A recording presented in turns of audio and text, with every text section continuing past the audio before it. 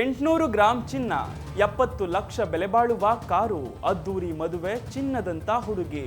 ಇಷ್ಟೆಲ್ಲ ಕೊಟ್ಟರೂ ವ್ಯಕ್ತಿಯೋರ್ವ ಮತ್ತಷ್ಟು ಹಣಕ್ಕಾಗಿ ವರದಕ್ಷಿಣೆಗೆ ಪೀಡಿಸಿ ಕಟ್ಟಿಕೊಂಡ ಹೆಂಡತಿಗೆ ನಿತ್ಯವೂ ಕಿರುಕುಳ ನೀಡಿ ಕೊನೆಗೆ ಆಕೆ ದುಃಖ ಸಹಿಸಲಾಗದೆ ಮದುವೆಯಾದ 2 ತಿಂಗಳಿಗೆ ಆತ್ಮಹತ್ಯೆ ಮಾಡಿಕೊಳ್ಳುವಂತೆ ಮಾಡಿದ್ದಾನೆ. ಹೌದು, ಕಳೆದ ಏಪ್ರಿಲ್ನಲ್ಲಿ ತಮಿಳುನಾಡಿನ 27 ವರ್ಷದ ರಿಧನ್ಯಾ ಅವರನ್ನ 28 ವರ್ಷದ ಕವಿನ್ ಕುಮಾರ್ಗೆ ಮದುವೆ ಮಾಡಿಕೊಡಲಾಗಿತ್ತು. ಮದುವೆಯಲ್ಲಿ 800 ಗ್ರಾಂ ಚಿನ್ನಾಭರಣ ಹಾಗೆ 70 ಲಕ್ಷ ರೂಪಾಯಿ ಮೌಲ್ಯದ ವೋಲ್ವೋ ಕಾರು ವರದಕ್ಷಿಣೆಯಾಗಿ ನೀಡಲಾಗಿತ್ತು. ಇಷ್ಟೆಲ್ಲ ಕೊಟ್ಟರೂ ಕೂಡ ಪತಿಯ ಕುಟುಂಬಕ್ಕೆ ಹಣದ ದುರಾಸೆ ಕಮ್ಮಿಯಾಗಿಲ್ಲ.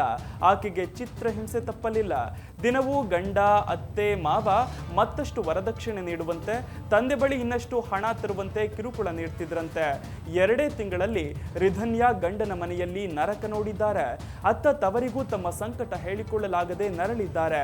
ಕೊನೆಗೆ ದೇವಸ್ಥಾನಕ್ಕೆ ಹೋಗಿ ಬರ್ತೇನೆ ಅಂತ ಗಂಡನ ಮನೆಯವರಿಗೆ ತಿಳಿಸಿ ಮಾರ್ಗ ಮಧ್ಯೆ ಕಾರಿನಲ್ಲಿಯೇ ಕೀಟನಾಶಕ ಸೇವಿಸಿ ಆತ್ಮಹತ್ಯೆ ಮಾಡಿಕೊಂಡಿದ್ದಾರೆ. ಇದಕ್ಕೂ ಮುನ್ನ ತಮ್ಮ ತಂದೆಗೆ ರಿಧನ್ಯಾ 8 ವಾಟ್ಸ್ಆಪ್ ವಾಯ್ಸ್ ಮೆಸೇಜ್ ಕಳುಹಿಸಿದ್ದಾರೆ.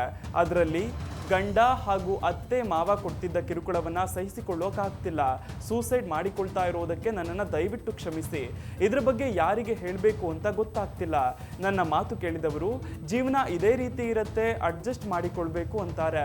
ನನ್ನ ಗಂಡನ ಮನೆಯವರು ನೀವಂದುಕೊಂಡ ಹಾಗೆ ಒಳ್ಳೆಯವರಲ್ಲ, ಹಾಗೆ ನಟಿಸುತ್ತಿದ್ದಾರೆ. ನನ್ನ ಜೀವನ ಪೂರ್ತಿ ನಾನು ನಿಮಗೆ ಹೊರೆಯಾಗಲ್ಲ, ಸಾಯುವ ನಿರ್ಧಾರ ಮಾಡಿದ್ದಕ್ಕೆ ದಯವಿಟ್ಟು ಕ್ಷಮಿಸಿ ಬಿಡಿ ಅಪ್ಪ ಅಂತ ಆಡಿಯೋ ಮೆಸೇಜ್ ಕಳುಹಿಸಿ ಬಳಿಕ ಕೀಟನಾಶಕ ಸೇವಿಸಿ ಬದುಕು ಮುಗಿಸಿಕೊಂಡಿದ್ದಾರೆ. ಬಳಿಕ ತುಂಬಾ ಹೊತ್ತಿನಿಂದ ನಿಂತಿದ್ದ ಕಾರನ್ನ ಗಮನಿಸಿದ ಸ್ಥಳೀಯರು ಪೊಲೀಸರಿಗೆ ಮಾಹಿತಿ ನೀಡಿದ್ದಾರೆ. ಪೊಲೀಸರು ಸ್ಥಳಕ್ಕೆ ಆಗಮಿಸಿದಾಗ ರಿಧನ್ಯಾ ಅವರ ಬಾಯಿಂದ ನೊರೆ ಬರುತ್ತಿರುವುದನ್ನು ಗಮನಿಸಿದ್ದಾರೆ. ಕೂಡಲೇ ಆಸ್ಪತ್ರೆಗೆ ದಾಖಲಿಸಲಾಗಿದ್ರೂ ಕೂಡ ಅಷ್ಟರೊಳಗೆ ಅವರು ಪ್ರಾಣ ಬಿಟ್ಟಿದ್ದರು. ಸದ್ಯ ಆರೋಪಿಗಳಾದ ಪತಿ ಕವಿನ್ ಕುಮಾರ್, ಮಾವ ಈಶ್ವರಮೂರ್ತಿ, ಅತ್ತೆ ಚಿತ್ರಾದೇವಿಯನ್ನ ಪೊಲೀಸರು ಬಂಧಿಸಿದ್ದಾರೆ.